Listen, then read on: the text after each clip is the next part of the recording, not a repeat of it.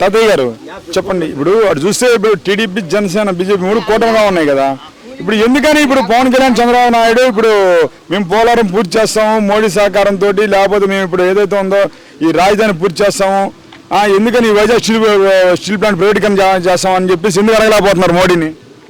మోడీ గారిని చంద్రబాబు నాయుడు అడగలేడండి. ఎందుకంటే పోలవరంలో బాగా ఆడ క్యాంప్ చేశాడు, అది ఒకటి. మోడీ చంద్రబాబు నాయుడు గారు 2014లో డ్వాక్రా గ్రూప్ తీసేస్తానని తీసేయలేదు చంద్రబాబు నాయుడు, రైతు రుణమాఫీ చేస్తానని చేయలేదు.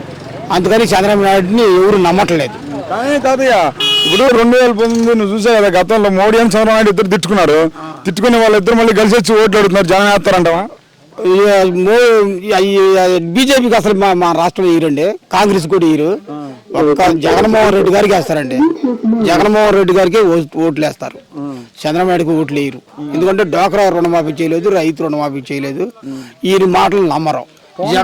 పవన్ కళ్యాణ్ ఇప్పుడు టీడీపీతో పొత్తులో ఉన్నాడు కదా, 2014 చంద్రబాబు మేనిఫెస్టో ఇచ్చారు కదా, మరి అమలుపరచ హామీలు అసలు ఎందుకు అడగలేకపోతున్నాడు? నువ్వు చేయలేదు అని చెప్పి చంద్రబాబు నాయుడు ఎందుకు అడగలేకపోతున్నాడు? మళ్ళీ వాళ్ళు చంద్రబాబు నాయుడు ఇందుడు చంద్రుడు అంటా మళ్ళీ మద్దతు ఇచ్చారు పవన్ కళ్యాణ్.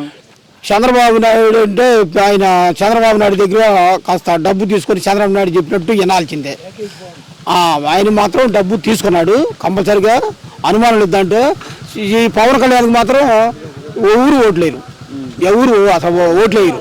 ఆయన లేకపోతే తిడతాడు జనాన్ని, నవ్వుతాను అంటున్నాడు, గొడ్లకు తీసి రోడ్డు మీద పరిగెత్తిస్తాను, అసలు టైంకి ఓట్లు ఎట్టేస్తారంటే కొడతాను. మరి రేపు అధికారంలోకి వచ్చినామంటే మోకాళ్ళ మీద కూర్చోబెట్టి వైసీపీ రోడ్ల మీద ఒక్కొక్కరిని కొడతా అన్నాడుగా.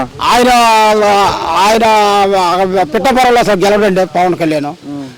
వంగ గీత గారు గెలిచిద్ది. ఎందుకని గెలవడు? పిట్టపరంలో లక్షలు గెలుస్తా అన్నాడు, గెలవడండి, ఓట్లు వేయరు, వంగ గీత గారికి వేస్తారు, వంగ గీత గారే గెలుస్తాడు, ఈయన మాత్రం గెలవడండి.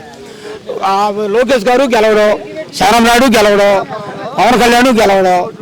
గెలిచేది జగన్మోహన్ రెడ్డి, 160 సీట్లతో జగన్మోహన్ రెడ్డి ముఖ్యమంత్రి అవుతాడు. యావం బాలాజీ కూడా ఆయన కూడా గెలుస్తాడు పొత్తు నియోజకవర్గంలో, అనుమానం లేదు, దీనికి ఎదురు లేదు.